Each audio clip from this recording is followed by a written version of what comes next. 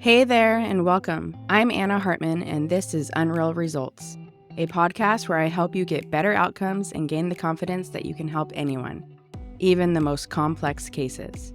Join me as I teach about the influence of the visceral organs and the nervous system on movement, pain, and injuries, all while shifting the paradigm of what whole body assessment and treatment really looks like. I'm glad you're here. Let's dive in. Hello. Welcome back to another episode of the Unreal Results podcast. I'm still getting used to the lighting in my office. I can't decide what I like. And I've been trying to use my camera instead of my phone camera instead of the computer camera. So I don't know. We'll see. In the audio, we're still working things out. We still haven't hung photos. We're moved in, but we're like still settling, if that makes sense. I am here. Did I even say welcome back to another episode of the Unreal Results podcast? I think I did. I don't know where my brain is right now. I just walked to the local rec center, signed up for a little membership. They have a little gym and a pool, like an actual real lap deep pool, for a ridiculous good monthly membership price. That is not even renewing. Like every month, it's just like a pass. So you just buy a month pass and then another one and another one. You can buy a year pass. I'm not that committed yet. We'll see if I use it before I buy a year pass, but it's just crazy because it's like for access to the gym and the pool and the basketball and volleyball courts. It's only $70 a month. And then also, if I could do a yearly membership, then it's like even less than that, which, it's not like the hugest gym in the world, but it's got nice equipment. It's got like 3 or 4 Woodway treadmills and then some really nice Nautilus machines and some dumbbells, a erg, a step mill, some ellipticals, like there's like a Smith machine, and then there's a leg press, leg extension, hamstring curls, and then also, what other thing did they have in there? Oh, like a stretch rack, and then also, a cable machine. So I'm like, they got a lot of stuff. It's just like all in one small room, kind of like a hotel gym almost. But it doesn't look to be like super busy. We'll see. We'll just give it a try. I've got like free weights at my house too, but it's just like nice sometimes to be in a gym. Honestly, it's nice to use some machines, especially for the old hammies and the quad, and just mix it up. So, and it's like super walkable. It's only like a 10-minute walk from my house. So, built-in walk. People are nice. The views are great. Views are of San Diego Bay, and the Coronado Bridge. So, can't complain there. Anyways, I wasn't planning to fill a podcast episode today, because I have some actually that I have in the archive, not archives, but in the folder pre-recorded. But somebody asked me a really great question in our Facebook group for the missing link last night or today after watching the first live training. And I was like, well, you know what? That's a good question. And I feel moved to speak on it. And so that's why I'm here. Because, red-faced still from my workout, my walk. It's super humid outside today. So, but yeah, I was just like, you know what? Let's talk about this. So the question was, I was sharing about how industry standard is mediocre results. 60 to 80% success rates that take between 2 weeks and 8 months on average. And this is, I didn't make this up. This is like if you Google it, like ChatGPT, have ChatGPT look at all the data across there on the internet, interwebs, whether it's accurate or not, I have no idea. But I'd say the accuracy seems right based on the feedback I hear from patients and the feedback I hear from family members and people that are going through it. And so I think it's probably adequate. And also from colleagues, seeing what results their clients get, and even what they get in their clinics.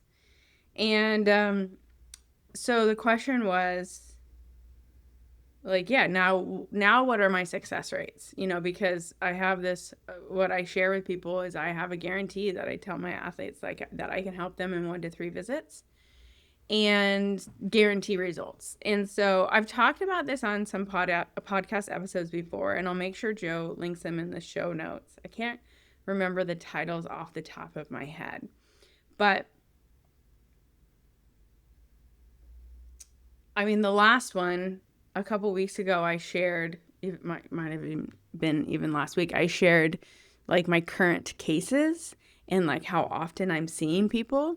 And so I think it's important to realize there's nuance in everything, right? Like, there's so much nuance because, yes, do I guarantee results in 1 to 3 visits? Absolutely. Everyone that I see. But do my athletes, do my clients sometimes see me for more than 3 visits? Yeah, of course. But their pain or initial complaint or injury makes significant changes in that 1 to 3 visits. Sometimes it's like completely resolved.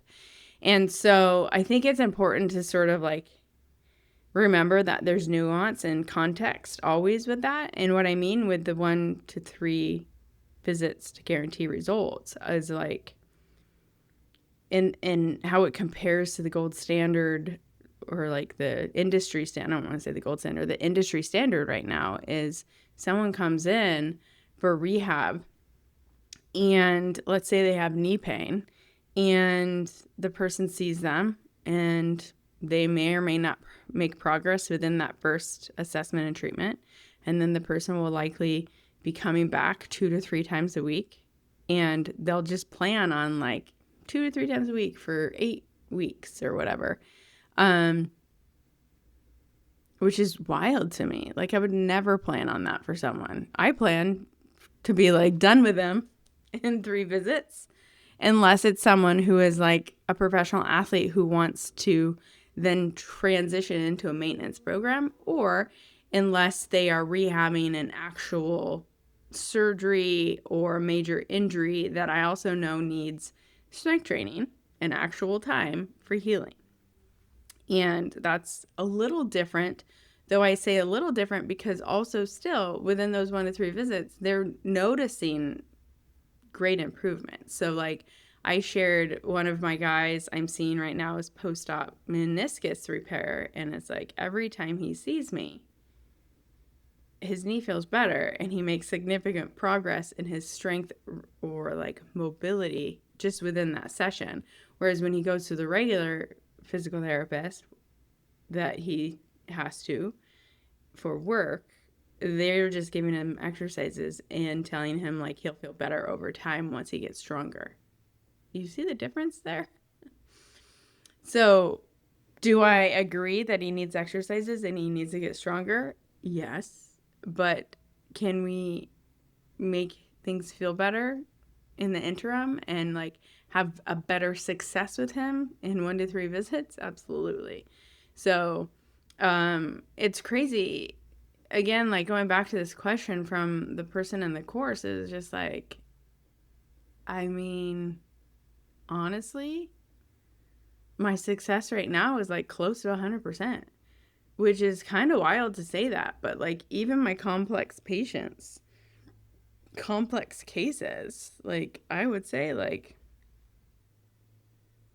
are like, it's tough, right? Because some complex cases, like I have a patient who's a fellow colleague actually that has some significant like health issues and like transient pain in his body from long haul COVID. But since he's been working with me, he's had, and we just passed 3 visits. And in those 3 visits, we already kind of narrowed down. He's been seeing other professionals, like really good professionals, and like feeling better, but kind of being stuck in a cycle of like feeling better, but still pretty painful. And then he came and saw me, and within these 3 visits, we've like targeted like a big, huge a dial mover in his symptoms, being, you know, tapping into actually the swelling reduction protocol, and supporting his lymphatic and vascular system and nervous system. And he has had more days of feeling good than he's had in a while. So like, I consider that a success. And does it mean that the 3 visits is all he'll need? No. But in 3 visits, I was able to give him some new and more clear insight on like maybe how to get out of this long haul pain and like challenge health issue. And so I'm going to count that as a success. I'm going to count that as like helping someone, right? Like, and will I continue to see him regularly? Yeah, absolutely, because he sees the value in keeping on top of things and wants my insight, and also is afraid that things are going to go backwards. But I really feel like, yeah, complex patient,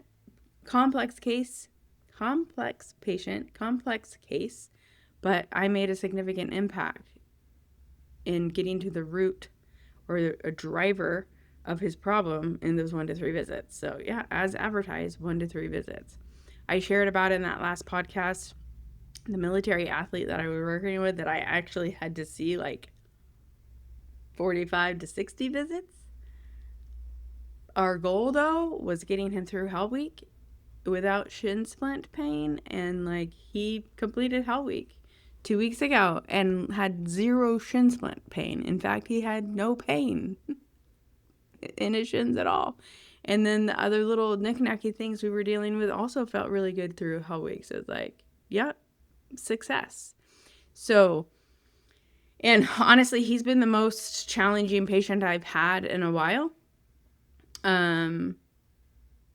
So it's a little bit of like the context of the question is like, I feel like weird about saying it, but like I think I get 100% outcomes, 100% success. It's been a long time.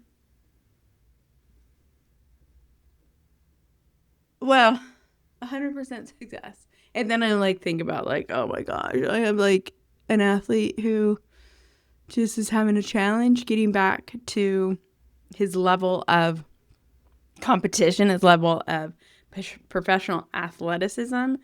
And this is where, again, context is key, because his injury, we rehabbed successfully.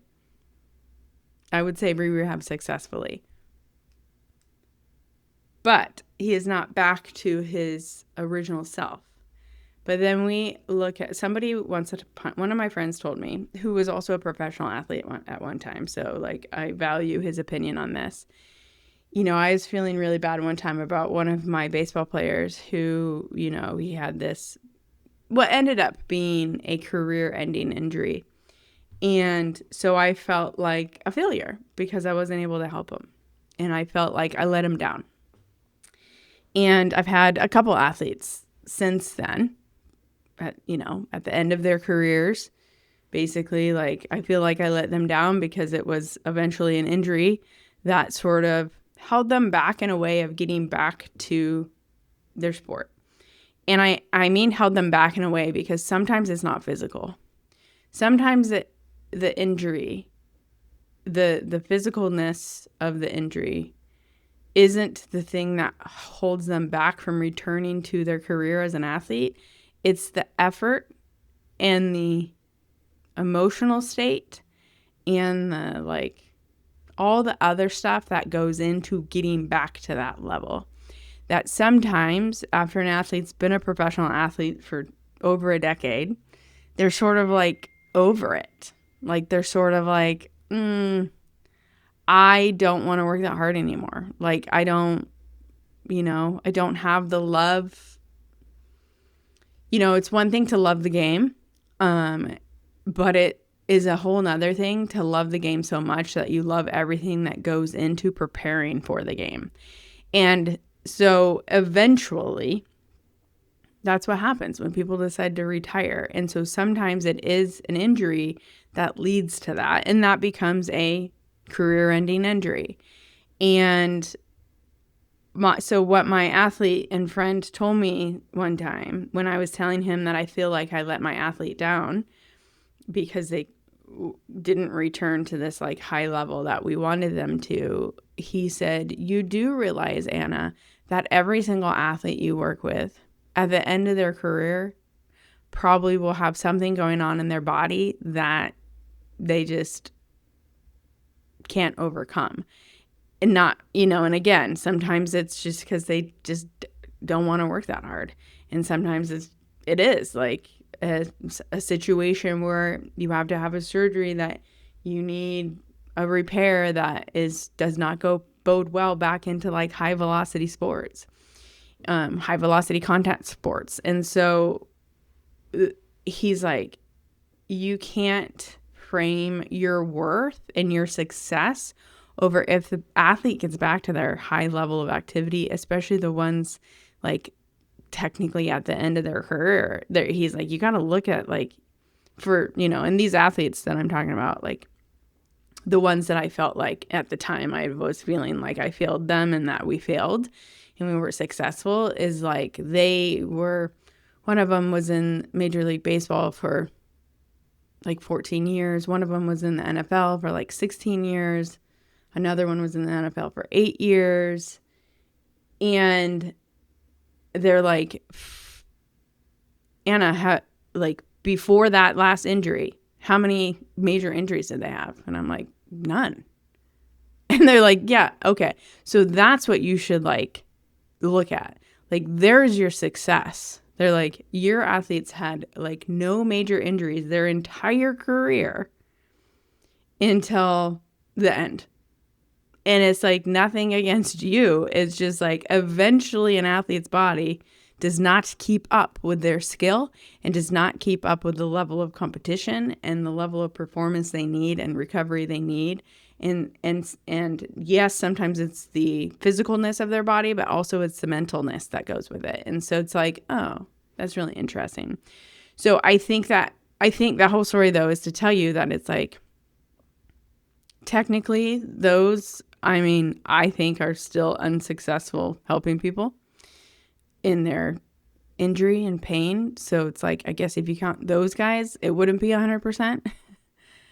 But I'm also like, in the scheme of like, if they were coming in a normal physical therapy clinic after their surgery and like what would be considered success, like they definitely achieved that level of return to activity and return to performance that they couldn't return to the elite high level performance. So it's like, yeah, I want to say if it's not, 100 seems crazy because that seems like everyone, but it also kind of feels like that. And like some of the coaches and doctors and stuff work with me. They're like, I don't know, that seems right because we send people to you and they fail everybody else and then you help them. And so, it sounds cocky and it sounds even kind of wild to my brain, but I'm like, yeah, I feel like my outcomes are close to 100% now.